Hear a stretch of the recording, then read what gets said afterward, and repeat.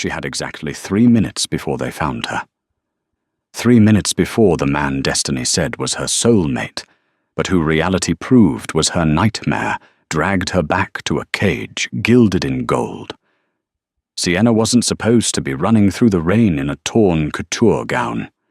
She was supposed to be the Luna. But when Alpha Declan Pierce looked her in the eye and told her she was good enough for his bed, but not his throne, something in her snapped. She didn't run to her parents. She didn't run to the police. She ran to the one man even the monsters were afraid of. She ran to the Alpha King. And what Roman Sterling did when he found a shivering Omega on his doorstep didn't just break the rules. It started a war. The rain in Chicago didn't wash things clean. It just made the grime slicker. Sienna Hayes was currently indistinguishable from that grime. Her breath hitched in her throat, burning like swallowed glass. The $2,000 Jimmy Choo heel on her left foot had snapped 3 blocks ago, leaving her limping, half barefoot, onto the asphalt of Wacker Drive. She checked her phone, 3% battery, 1 new text from Declan Stop making a scene. Sienna, come back to the penthouse. The investors are asking where my pet went. Pet? That was the word that had finally done it. For 3 years, Sienna had waited for the mating bond to settle. In the werewolf world, hidden beneath the veneer of corporate mergers and high society galas, the bond was law.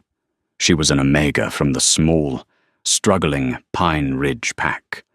Declan Pierce was the alpha of Silver Creek, a conglomerate-owning, venture capitalist powerhouse of a pack.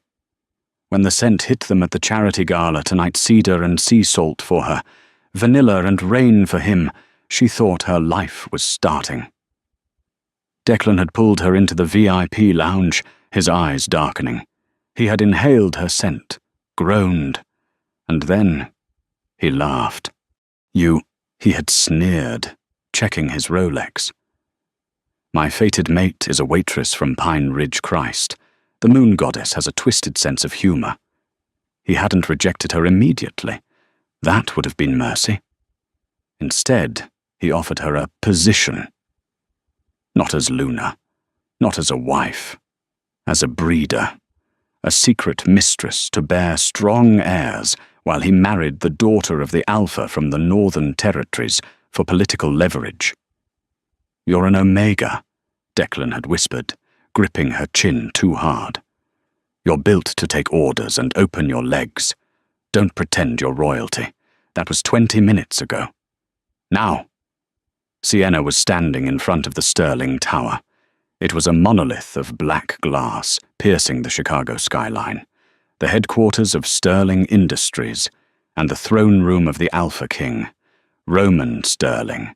Roman wasn't just an alpha. He was the apex. Rumors said he had killed his own father to take the throne. Rumors said he didn't have a heart, just a clockwork mechanism of ice and brutality. He governed the council, he set the laws, and he owed allegiance to no one. Sienna limped toward the revolving doors. 2 security guards, massive men. Clearly shifters stepped forward, blocking her path. Private property. Miss. The guard on the left grunted. Walk away. I need to see Roman Sterling, Sienna gasped, shivering as the freezing rain soaked through her silk dress. The guards exchanged a look of amusement. Yeah, and I need a date with Dua Lipa. Beat it, junkie. I'm not a junkie, Sienna yelled, the Omega in her screaming to submit, to cower, but the survival instinct overriding it. She shoved her phone at them. Look who's tracking me. She displayed the GPS tracker Declan had forced her to install on her phone for her safety. The dot was moving rapidly down Michigan Avenue. It was 2 minutes away. That's Declan Pierce, Sienna pleaded. He's going to kill me if he catches me. Please, I am invoking the sanctuary law. The guard paused. Sanctuary law was ancient, rarely used. It stated that any wolf could petition the king for protection if their own Alpha was corrupt. But it came with a price. If the king deemed your request frivolous, he didn't just deny you, he executed you. Sanctuary law. A deep, baritone voice echoed from the lobby. The guards stiffened, their amusement vanishing instantly. They dropped their heads, baring their necks. Sienna looked up. Standing on the other side of the glass was a man who looked like he had been carved out of night. He was tall, over 6'4", wearing a bespoke charcoal suit that cost more than Sienna's entire life. His hair was black, swept back, and his eyes were the color of molten gold. Roman Sterling pushed the door open with one hand. He didn't look at the guards. He looked at Sienna. He looked at the mud on her legs, the broken shoe, the terror in her eyes. "You have 10 seconds, Roman said, his voice devoid of emotion. "Give me a reason why I shouldn't let Alpha Pierce drag you home by your hair." Sienna swallowed. "Because I'm his fated mate, and he just tried to make me his whore." Roman's eyes narrowed, just a fraction. Screeching tires cut through the rain. A matte black Range Rover swerved to the curb behind Sienna. She flinched, instinctively stepping toward Roman. Declan Pierce slammed the car door shut. He stormed onto the sidewalk, his expensive tuxedo wet within seconds. He looked furious, his eyes flashing red, the sign of an Alpha losing control. "Sienna!" Declan roared. "Get in the car!" Now! He marched up the steps, ignoring the guards. He reached for Sienna's arm, his claws extending. "Touch her," Roman said softly, "and you lose the hand." Declan froze. He blinked, the red fading as he realized who was standing 3 feet away. The arrogance drained out of him, replaced by a primal fear. "King Sterling," Declan stammered, bowing his head slightly, but keeping his eyes on Sienna. "Forgive the intrusion. This is a domestic dispute. My pack member is having a mental health crisis. She's confused." "I'm not confused," Sienna cried out, stepping behind Roman's massive frame. "He rejected me as Luna, but refused to break the bond. He wants to keep me as a prisoner." Declan laughed nervously. "She's hysterical." "Roman, surely you don't have time for the ramblings of a defective Omega. She's nobody. Give her to me, and I'll ensure she doesn't bother you again." Roman looked at Declan. Then he looked at Sienna, who was clutching the back of his suit jacket, trembling. The air pressure seemed to drop. The power radiating off Roman was suffocating. "You called her defective," Roman noted. "She is," Declan sneered, gaining confidence. "She comes from Pine Ridge, weak bloodline. She's lucky I'm even willing to house her." Roman turned slowly to face Sienna. He reached out, his hand large and warm. He didn't grab her. He gently brushed a wet strand of hair from her cheek. "Is this true?" Roman asked her. "Do you want to go with him?" "I would rather die," Sienna whispered. Roman nodded. He turned back to Declan. "You heard the lady." "She's my mate," Declan snarled, his wolf surfacing again. "You can't take her. That's theft." "I'm not taking her," Roman said. Unbuttoning his suit jacket, he took it off and draped it over Sienna's shoulders. It was heavy, warm, and smelled like expensive scotch and deep forest ozone. "I'm accepting her petition." "What petition?" Declan demanded. "Sanctuary," Roman said. "As of this moment, Miss Hayes is under the protection of the Obsidian Pack. She is a ward of the Crown." Declan's jaw dropped. "For an Omega, you're invoking royal wardship for a stray. Leave," Roman commanded. The single word hit them like a physical blow. The Alpha command. Declan fell to his knees, choking. He couldn't withstand the order. He scrambled up, humiliated, glaring at Sienna with pure hatred. "This isn't over. Sienna," Declan hissed.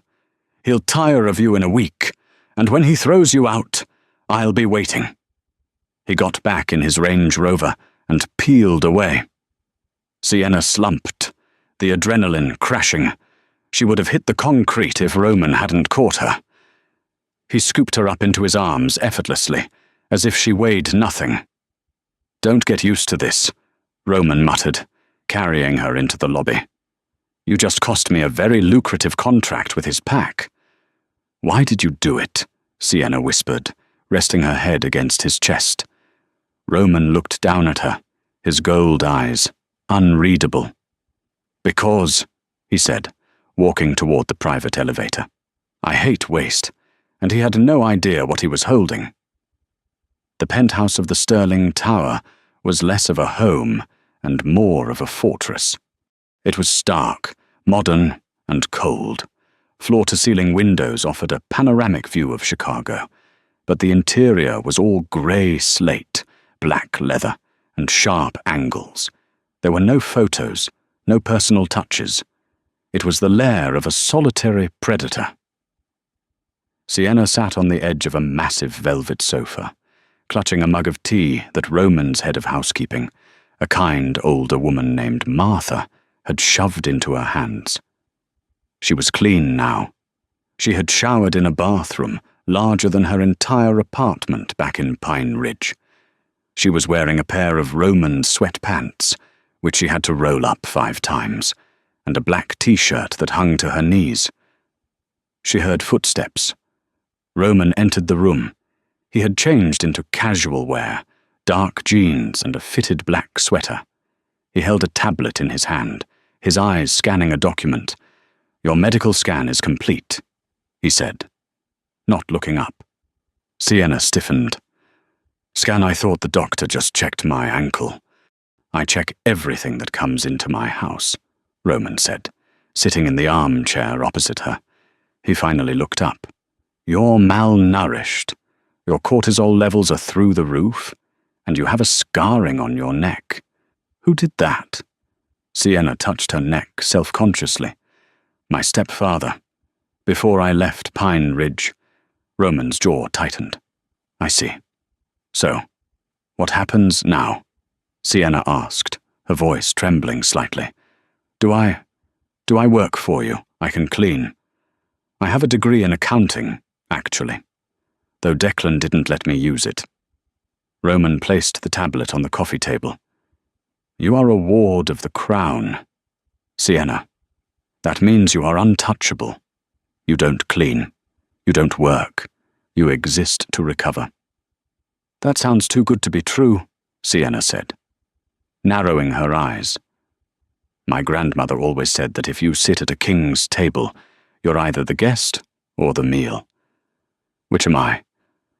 A ghost of a smile touched Roman's lips.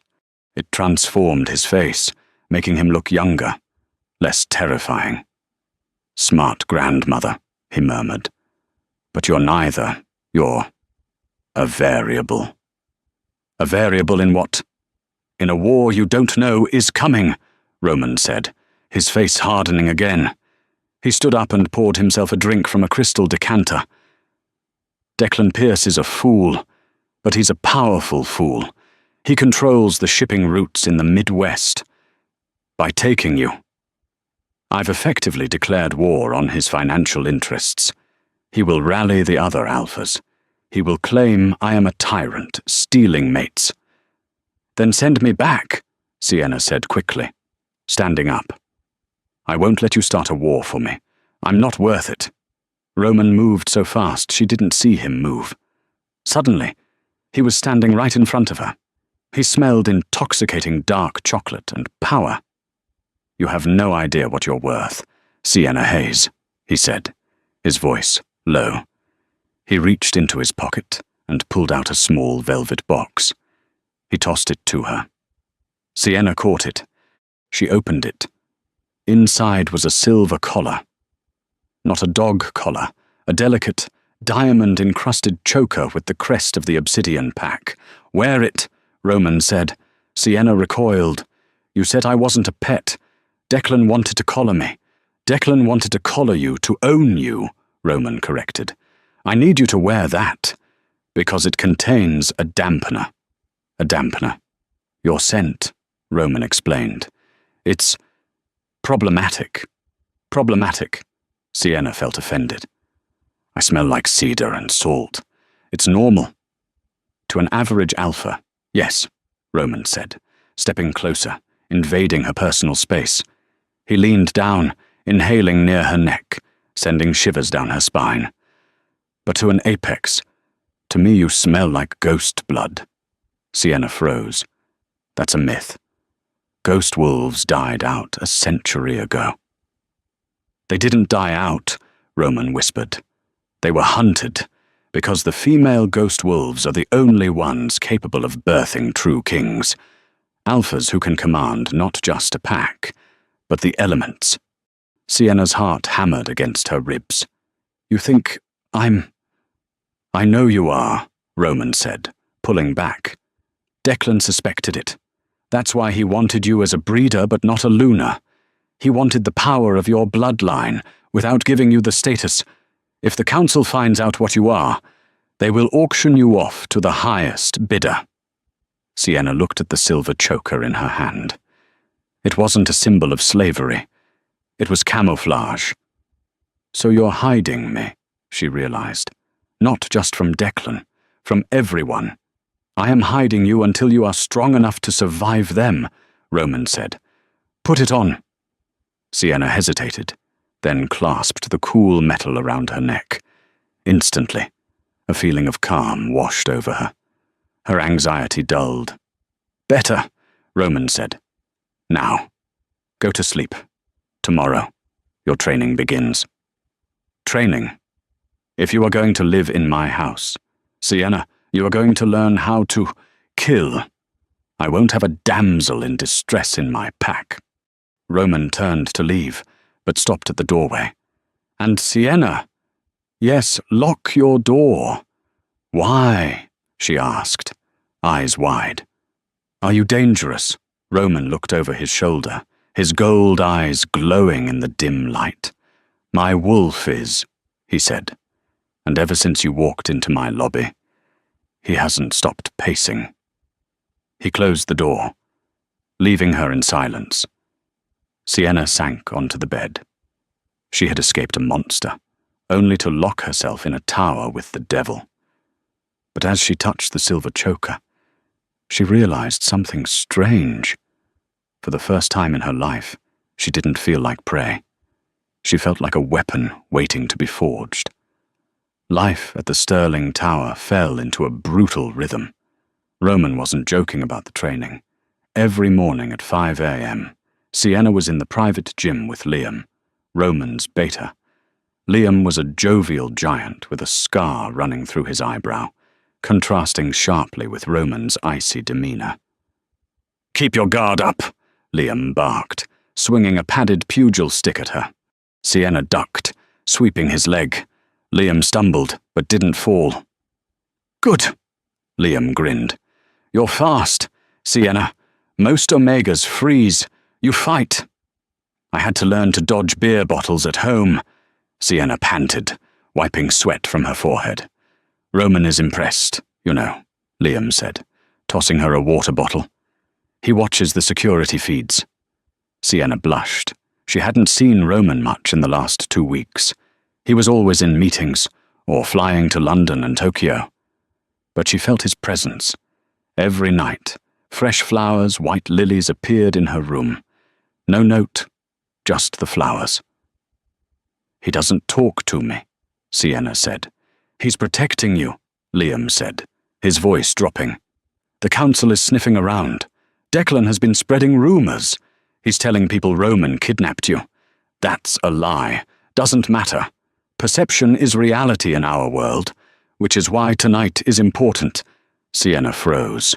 Tonight, the winter solstice ball, Liam said.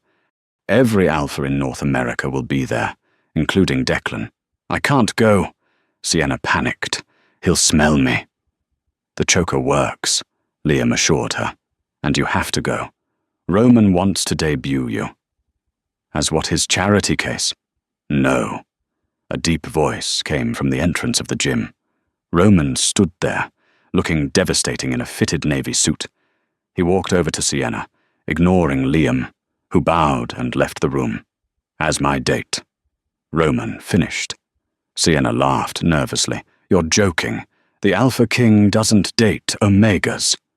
"Tonight, you are not an Omega," Roman said, reaching into a garment bag he had brought with him.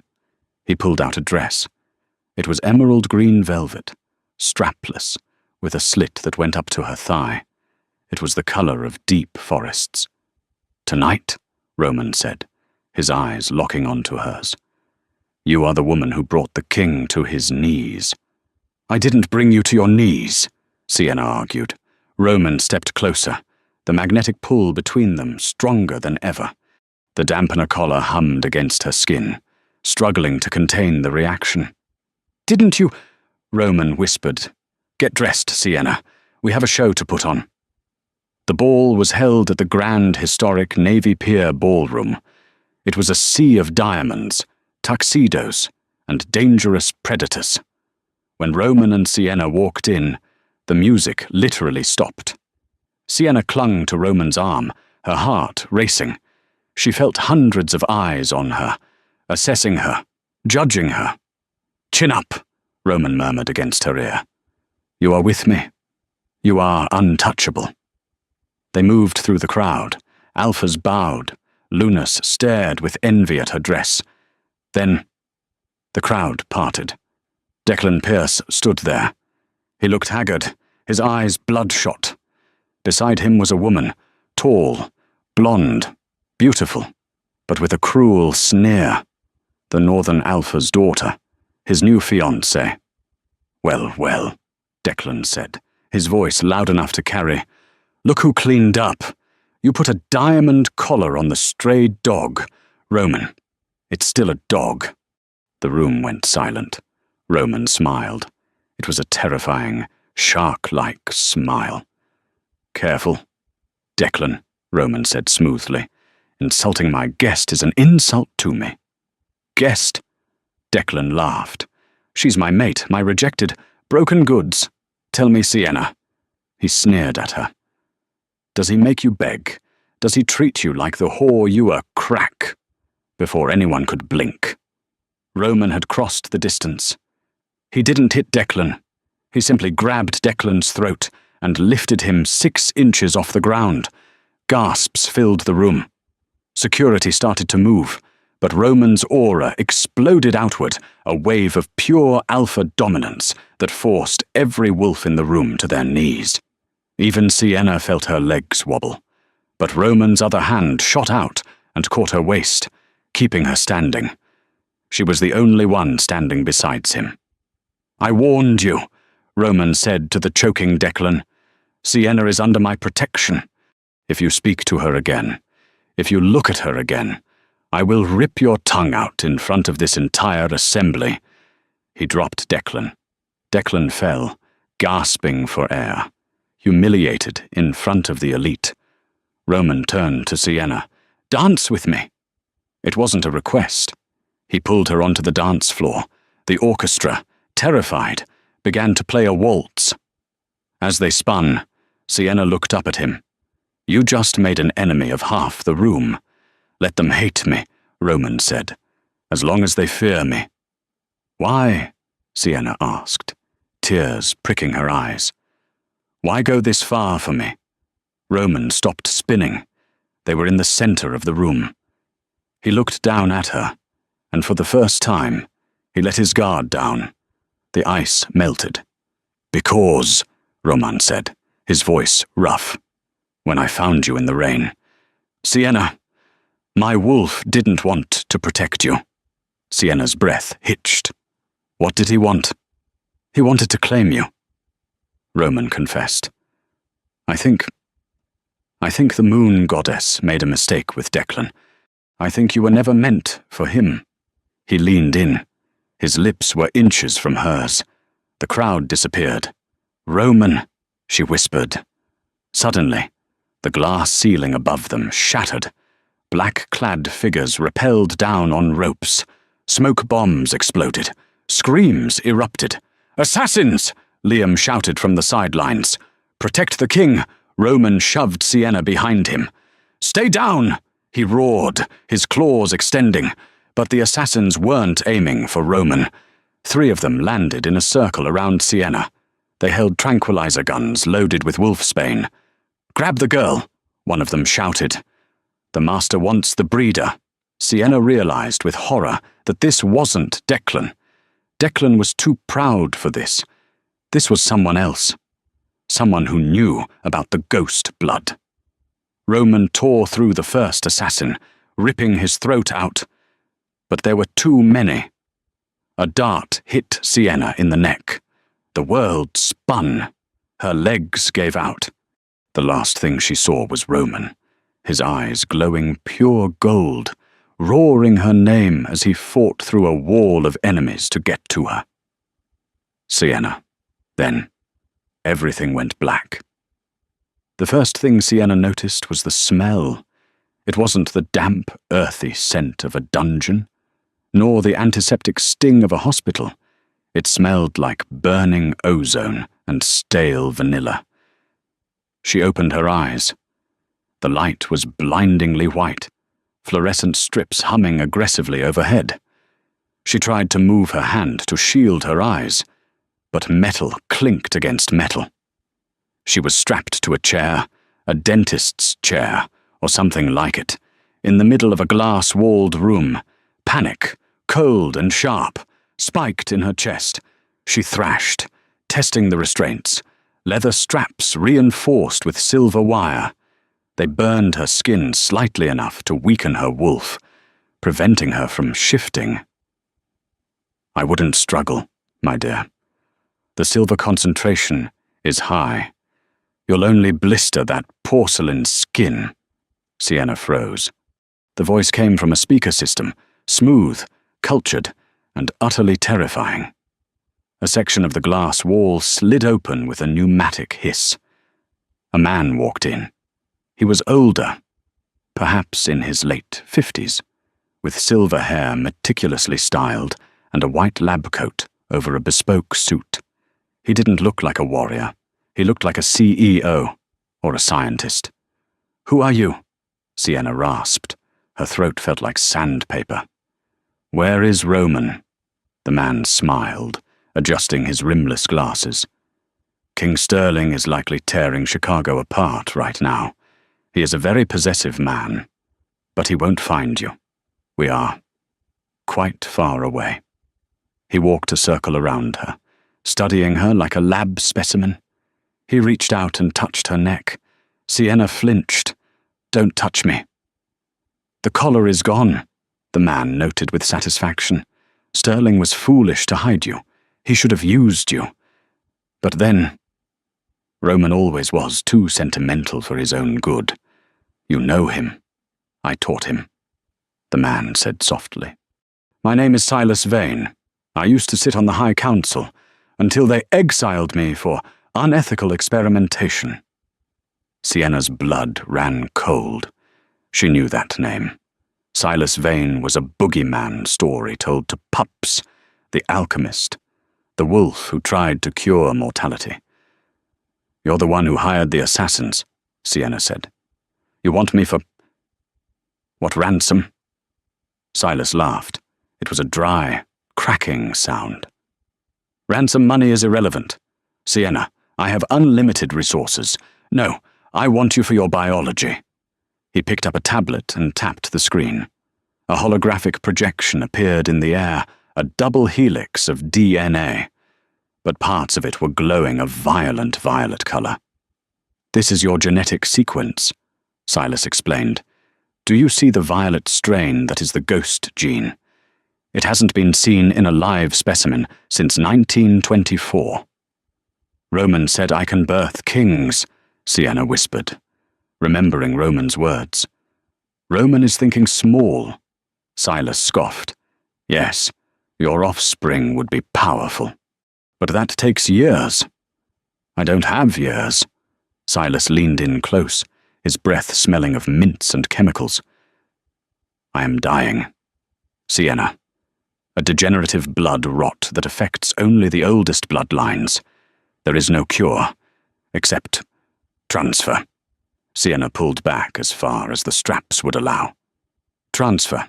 If I drain your blood, Silas said matter-of-factly, and replace my own with it, the regenerative properties of the ghost gene will not only cure me, it will make me an apex, stronger than Roman, stronger than any alpha who has ever lived. You're going to kill me, Sienna realized. The room spun. Not immediately, Silas assured her, turning to a tray of surgical instruments. He picked up a long, hollow needle.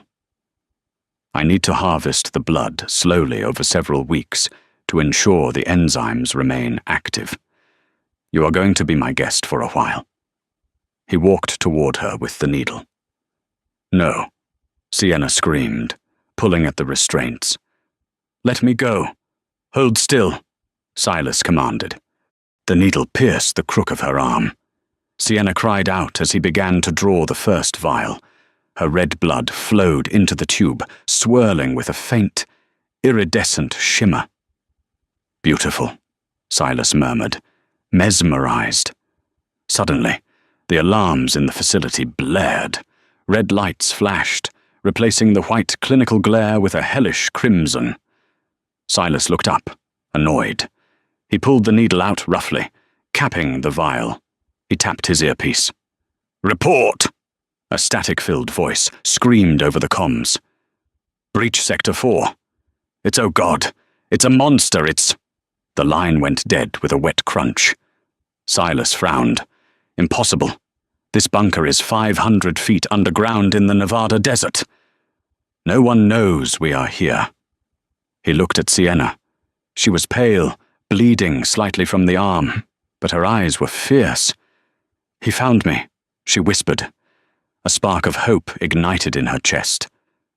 If he is here, Silas sneered, pocketing the vial of blood, then he dies here. I have an army of genetically enhanced Reapers between him and this room. He turned to leave, pausing at the door. Guard her. If she moves, sedate her. If the intruder gets past Sector 2, kill her. I won't let Roman have the prize. The glass door slid shut. 2 massive guards, their skin grey and veins bulging the Reapers. Silas mentioned, stepped in front of the door. Sienna was alone in the red flashing light. She could feel the vibration of explosions in the distance. Roman was coming, but Silas's order rang in her ears. If he gets close, kill her. Sienna looked at her arm. The puncture wound was already healing, much faster than a normal wolf. That was the ghost blood. She looked at the tray Silas had left behind. He had taken the needle, but he had left a scalpel. It was 3 feet away, too far to reach with her hands strapped. Sienna closed her eyes and focused. Roman had told her she wasn't just an Omega. She was something else. Use it, she thought. She focused on the vibration in the floor, the power of the earth. Ghost wolves were rumored to have a connection to the spirit realm, to the unseen. Move, she commanded the tray. Nothing happened. Move, damn you. The tray rattled. Sienna's eyes snapped open. She wasn't telekinetic, but the vibration. She could amplify the vibration from the explosions outside. She closed her eyes again, feeling the rhythm of Roman's assault miles above or rooms away. She synced her heartbeat to it. She imagined the table leg shaking. Clatter. The scalpel slid off the tray and fell onto the floor, bouncing within reach of her foot. She was barefoot. Sienna stretched her leg, her toes straining. She caught the handle of the scalpel between her big toe and second toe. She brought her knee up, contorting her body painfully until her foot was near her bound hand. It took 3 agonizing minutes. She sliced her own wrist twice by accident. But finally, the blade bit into the leather strap, sawing, cutting. Snap. Her right hand was free. Sienna undid the other straps quickly. She stood up, her legs shaky. She grabbed the scalpel properly now. The guards outside the glass door were looking down the hallway, distracted by the sounds of screaming and gunfire drawing closer. Sienna looked around the room. She couldn't fight 2 genetic mutants. She needed a distraction. Her eyes landed on a canister, labeled liquid nitrogen, coolant. She grabbed it. It was heavy. She waited. The sound of footsteps, heavy. Wet footsteps approached the door. One of the Reapers turned and swiped his keycard. The door hissed open. "Boss says we move her." The Reaper grunted. Sienna didn't hesitate. She threw the canister at the Reaper's face and kicked it as hard as she could. The valve broke. Liquid nitrogen sprayed out in a freezing fog, blinding the Reaper and freezing his face instantly. He screamed, stumbling back. Sienna ran. She ducked under the second Reaper's swinging arm and sprinted into the hallway. The hallway was a war zone. Bodies of Silas's mercenaries were strewn everywhere. The walls were slashed with claw marks so deep they cut through steel. "Roman!" Sienna screamed. "Sienna!" The roar shook the walls. At the end of the corridor, through the smoke, a beast emerged. It wasn't Roman in his human form. It was his wolf. A massive, midnight black monster standing on 2 legs, easily 8 feet tall. His eyes were burning gold. His muzzle was stained with blood that wasn't his. He saw her. The rage in his eyes vanished, replaced by a desperate relief. He dropped to all fours and bounded toward her. But before he could reach her, a steel grate slammed down from the ceiling, separating them. Silas's voice echoed over the intercom. "Touching reunion. But I'm afraid the exit is that way. Miss Hayes." The floor beneath Sienna opened up. She screamed as she fell into the darkness, sliding down a chute that led deeper into the earth.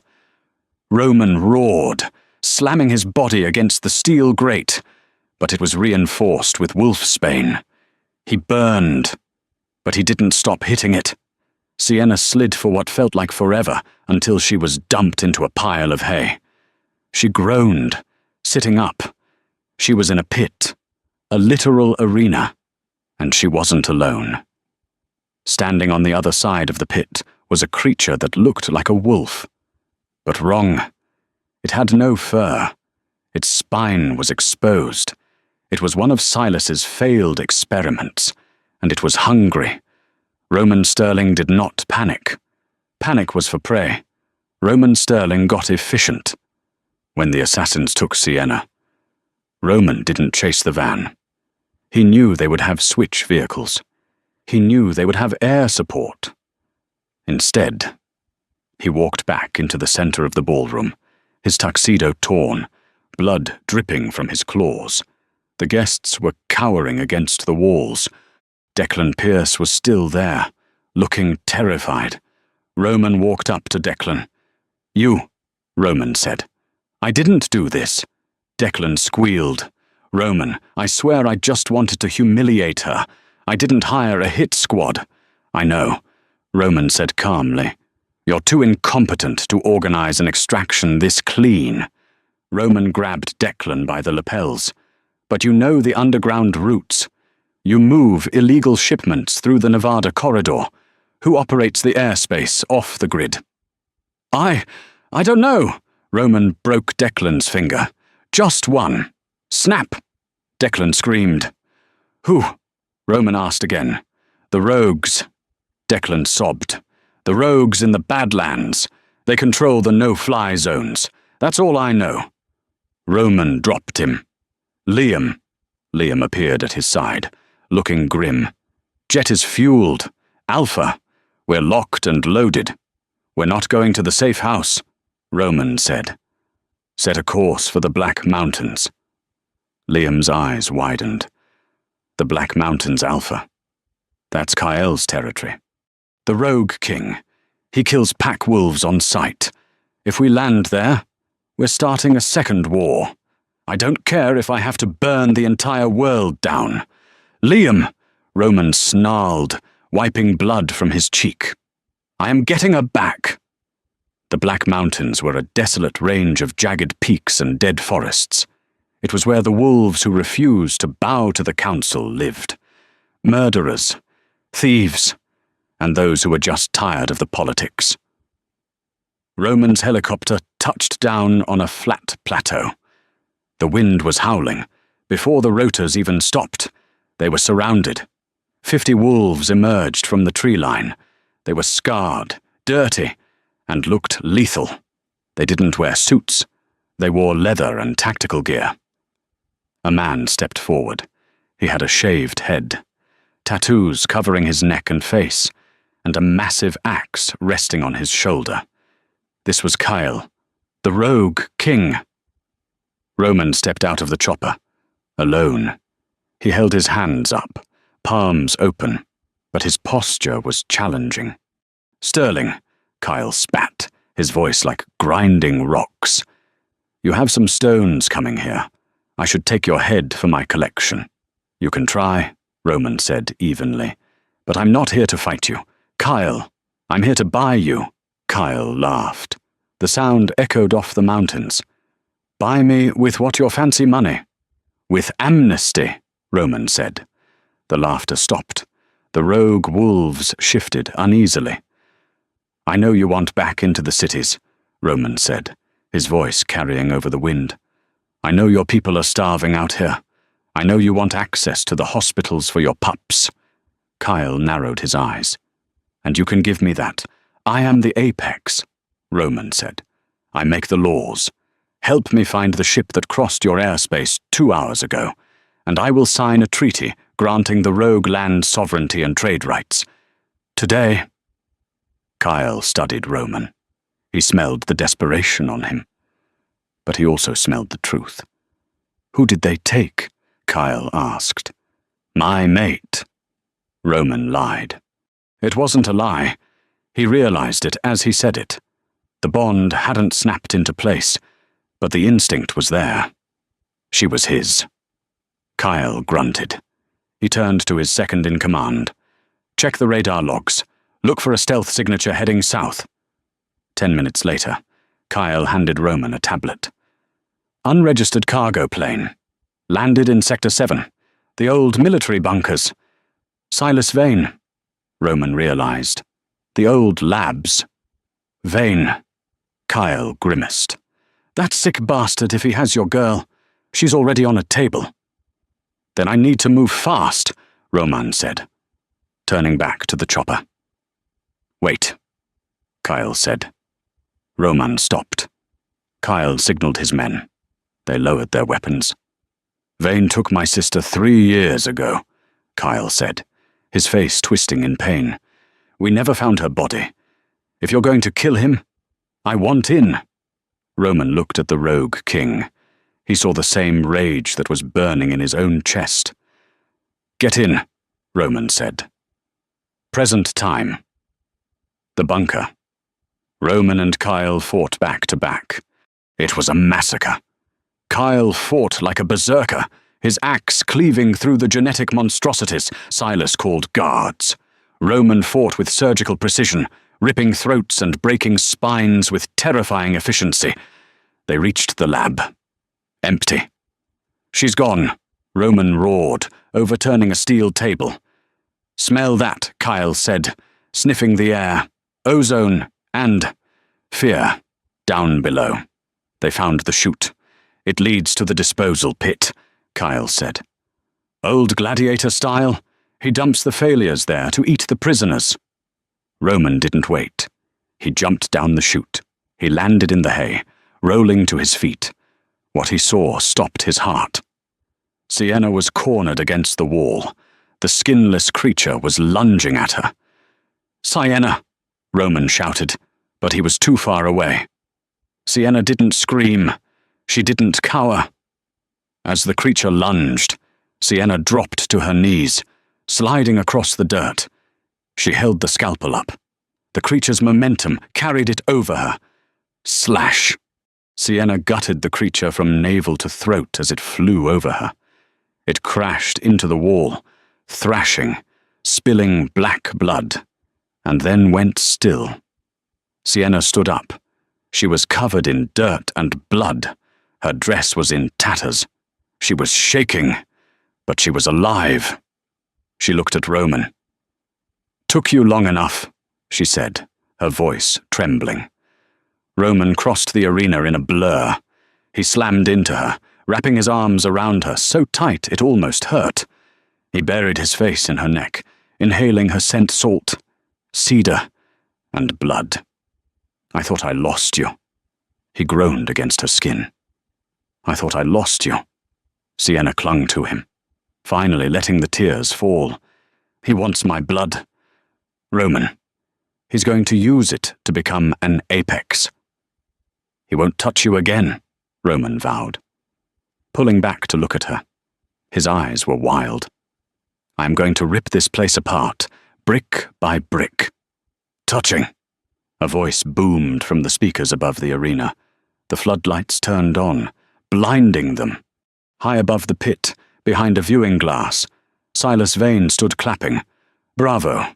Miss Hayes, unexpected resourcefulness. And King Sterling, you brought a friend." Kyle dropped down into the pit next, his axe ready. He looked up at Silas and growled, "Vane, come down here and die." "I think not," Silas said. "You see, I have what I needed." He held up the vial of Sienna's blood. "And now, I have the perfect test subjects for Phase 2. The walls of the arena began to rumble. Heavy blast doors opened on all four sides of the pit. "Roman," Sienna whispered, grabbing his arm. "What's behind those doors?" Roman sniffed the air. His face went pale. "Not what?" Roman said, pushing Sienna behind him. "Who?" Out of the shadows of the four tunnels stepped four wolves. But they weren't mutants. They were massive, glowing with a sickly green energy, their eyes vacant. They wore tattered remains of Alpha uniforms. "Recognize them." "Roman," Silas taunted. "The four Alphas who went missing last year. I've enhanced them. They don't feel pain. They don't have free will. They only have hunger." Silas smiled. "Kill the king." The four zombie Alphas roared in unison, a sound that shook the very foundations of the earth, and charged. The arena in the bowels of the Nevada desert became a slaughterhouse. The four reanimated Alphas were relentless. They felt no pain. They had no fear. They were engines of destruction, fueled by dark science and green serum. Kale, the rogue king, swung his massive axe, severing the arm of the first beast, but the creature didn't even flinch. It tackled Kale, snapping its jaws inches from his throat. "Get off me, you corpse!" Kyle roared, struggling to hold the beast back. Roman was fighting two at once. He was a blur of motion, a master of combat. But he was tiring. He landed a crushing blow to the chest of one, shattering its ribs. But it just kept coming. These things didn't need to breathe. They just needed to kill. Sienna stood in the center of the chaos, clutching the bloody scalpel. She felt useless. Then, one of the creatures broke away from Roman. It turned its dead, milky eyes toward her. "Sienna, run!" Roman shouted, distracted. The second beast used that distraction to sink its teeth into Roman's shoulder. Roman roared in agony. The sound tore through Sienna's chest. It wasn't just empathy. It was a physical rip in her soul. The bond, the one she had been denying, the one Declan had mocked, suddenly flared to life like a supernova. She saw the creature charging at her. Time seemed to slow down. She could smell the rot on its breath. She could see the veins pulsing under its grey skin. But she didn't feel fear anymore. She felt ancient. Deep inside her DNA, the violet strand that Silas Vane coveted the ghost gene woke up. It recognized the danger to its potential mate. Sienna didn't run. She dropped the scalpel. She planted her feet. She opened her mouth, and a sound came out that wasn't human. It wasn't even a wolf's howl. It was a resonance, a high-pitch vibration that shattered the glass of the observation deck above them. "Kneel." The word wasn't spoken. It was projected. It hit the reanimated alphas like a physical hammer. The creature, mid-air, inches from her face, slammed into the ground as if gravity had increased tenfold. The beast biting Roman released him and collapsed, whining, pressing its belly to the dirt. The one pinning Kyle froze, then slowly backed away, lowering its head. Silence fell over the arena. Kyle pushed the beast off him, staring at Sienna with wide, terrified eyes. "What in the hell?" Roman clutched his bleeding shoulder, looking at Sienna. He wasn't afraid. He looked reverent. "The voice," Roman whispered. "The ghost command. It can compel any wolf, living or dead." Above them, in the shattered observation deck, Silas Vane was frantic. He was pressing buttons, screaming into his comms. "Kill her, override the neural chips, kill her." But the alphas didn't move. They were trembling, pinned by the sheer weight of Sienna's will. "It's over." "Silas," Sienna shouted, looking up at the broken window. Her eyes were no longer brown. They were glowing a violent, luminous violet. Silas looked down at the vial of blood in his hand. "No," he hissed. "It's only beginning." He didn't wait to synthesize a serum. He didn't wait for testing. In a moment of pure desperation, Silas uncorked the vial of Sienna's blood and drank it raw. "Don't!" Roman yelled, realizing what was happening. Silas convulsed. He dropped to his knees, clutching his throat. Foam bubbled from his mouth. He screamed a sound that morphed from human to beastly. His body began to expand. His lab coat shredded.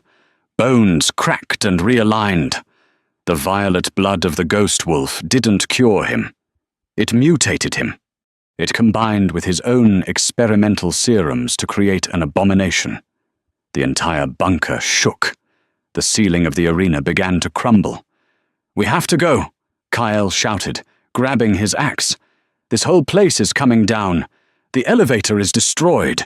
Roman barked. "There's no way out." Sienna looked at the 4 reanimated alphas who were still bowing to her. "Yes, there is," she said. She walked up to the largest of the zombie wolves. She placed her hand on its head. It didn't bite. It nuzzled her hand, desperate for approval. "Get us out," Sienna commanded. The beast howled.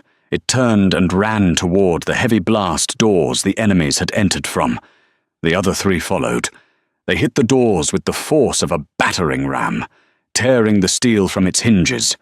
"Ride," Roman ordered, grabbing Sienna and hoisting her onto the back of the lead alpha. He jumped on the second. Kyle took the third. They galloped through the collapsing tunnels, riding the monsters that were meant to kill them, while the mountain imploded behind them. They burst out of the tunnel entrance into the cold desert night, just as the ground behind them sank into a crater. Dust and silence settled. "We made it," Kyle panted, sliding off his mount.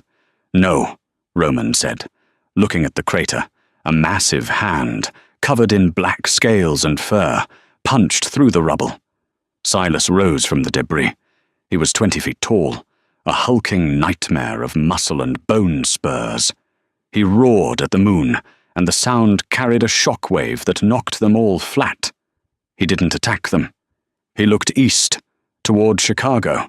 He crouched and launched himself into the air, leaping miles at a time. "He's heading for the city," Roman said, his face grim. "He wants the throne." The battle for Chicago didn't happen in the shadows. It happened on live television. Silas Vane, now a creature the news dubbed the Titan, had torn through the National Guard blockades. Bullets bounced off his hide. Rockets only annoyed him. He sat atop the ruins of the John Hancock Center, roaring a challenge that every shifter in the city could hear. Submit or die. Below. The streets were chaos. But amidst the panicked humans, the wolves were gathering, the Obsidian Pack, the rogues from the Badlands, even Declan Pierce's Silver Creek Pack. They stood in a line on Michigan Avenue. Roman stood at the front. Kyle was to his right, and Declan Pierce was there, looking small and pale. "I didn't sign up for Godzilla," Declan whimpered. "We should evacuate." "Run, then, coward," Kyle growled. "But if you run, I'll kill you myself." Declan swallowed and held his ground. Roman looked at Sienna. She was wearing a tactical vest over her ruined dress. "Stay here," Roman said. "Organize the evacuation." "No," Sienna said. "He's strong because of my blood. I have to be there. Sienna, you can't fight that thing. You have the voice, but physically—" "Roman," she cut him off. She grabbed his face. "You can't kill him alone. You're an apex. He's a god monster. You need an edge." "What edge?" Sienna pulled him down and kissed him. It wasn't soft. It was a seal, a promise. "Mark me," she whispered against his lips. Roman froze. "Here now. If you mark me, the bond completes. My power flows into you. The ghost blood strengthens the alpha. It binds us for life," Roman warned. "No going back. No running away when this gets hard. I am done running," Sienna said fiercely. "Bite me, Roman." Roman's eyes glowed gold. He bared his fangs and sank them into the curve of her neck where her scent was strongest. Sienna gasped, pain mixing with a rush of euphoria. She bit him back, claiming him in return. Energy, hot and electric, surged between them. Roman's muscles swelled. His aura flared, turning from gold to a blinding white. He threw his head back and roared, and the sound rivaled Silas's from the rooftop. "Let's hunt," Roman growled. The final battle. Silas jumped from the tower, landing on the street with the force of a meteor. Cars were flattened. The army of wolves charged. It was a distraction, while Kale and the packs swarmed Silas's legs. Biting and slashing to slow him down, Roman launched himself. He was faster now, stronger. He hit Silas mid-chest, driving the giant back. They crashed through the glass front of the Sterling Tower lobby where they had first met. "You stole my power," Silas bellowed, his voice shaking the building. He backhanded Roman, sending him flying into a marble pillar. The pillar snapped. Silas raised a massive fist to crush Roman. "Stop!" Sienna stood at the entrance. Her eyes were blazing violet. She focused all her will, all the command of the ghost lineage, into a single spear of psychic pressure. Silas flinched. He clutched his head. "Get out of my head! Witch!" The distraction was enough. Roman shifted into his wolf, but he had changed. He was larger now, his fur streaked with silver, his eyes burning with white fire. The true king. He lunged, not for the throat, but for the chest. Silas tried to block, but Sienna screamed, "Hold!" Her command locked Silas's muscles for a split second. Roman's claws, reinforced by the bond's power, tore through Silas's impenetrable hide. He ripped the mutated heart right out of the Titan's chest. Silas gasped. The violet light in his eyes faded. He toppled backward, crashing onto the marble floor. The Titan was dead. The aftermath. The sun rose over a battered Chicago. The Titan's body was dissolving into ash, a side effect of the unstable genetics. Roman stood in the middle of the street, human again, naked from the waist up, covered in black dust and blood. He walked to Sienna. The gathered wolves, hundreds of them, from rival packs, rogues, and city elites watched in silence. Declan Pierce stepped forward. He looked at Roman, then at Sienna. He saw the mating mark on her neck. He fell to his knees. "All hail the Alpha King," Declan mumbled. Then, Kyle the Rogue King stepped forward. He slammed his axe handle onto the pavement. And the Ghost Queen. One by one, every wolf on the avenue knelt. Sienna looked at Roman. He wasn't looking at the crowd. He was only looking at her. "I told you," Roman said, a weary smile touching his lips. "You were never the guest. You were the variable that won the war." 3 months later, the Stirling Tower had been rebuilt. Sienna stood on the balcony of the penthouse, looking out at the city. She wore a silk gown, and around her neck there was no collar, just the fading scar of Roman's bite, a mark of pride. The door opened. Roman walked in. He wrapped his arms around her waist from behind. "The council meeting is over," he said, kissing her shoulder. "They agreed to the treaty. The Rogue lands are now an independent territory under Kael's rule, and the Pine Ridge Pack." "What about Pine Ridge?" Sienna asked. "Declan has been removed," Roman said with satisfaction. "Stripped of his rank. He's currently working sanitation in the lower districts. I thought it fitting." Sienna laughed softly. "You're cruel." "I'm just," Roman said. He turned her around. His hand rested on her stomach. "And," he whispered, his voice full of wonder, "I can hear 2 heartbeats." Sienna smiled, placing her hand over his. "A ghost wolf and an apex. The world isn't ready for this baby. Let them try to take what is ours," Roman said, his eyes flashing gold. "I have a war to win." "No," Sienna said, leaning her head on his chest. "No more wars. Just us." Roman kissed her, the Chicago skyline glittering behind them. The rejected Omega was gone. The Queen had risen, and the Alpha King was finally, truly, home. And so, Sienna Hayes went from a rejected outcast running in the rain to the most powerful queen the wolf world has ever known. She proved that true strength isn't about the title you're born with, but the fire you walk through. Roman and Sienna's reign is just beginning. And something tells me their child is going to have quite the story of their own. Wow. What a journey. I hope you guys enjoyed this roller coaster of a story. I have to ask, do you think Declan's punishment was enough? Or should Roman have ended him right there on the street? Let me know in the comments below. If you want to see a sequel about their child, or hear more stories like this, please hit that like button. It really helps the channel. Don't forget to subscribe and ring the bell so you never miss a chaotic romance. Thanks for watching, and I'll see you in the next story.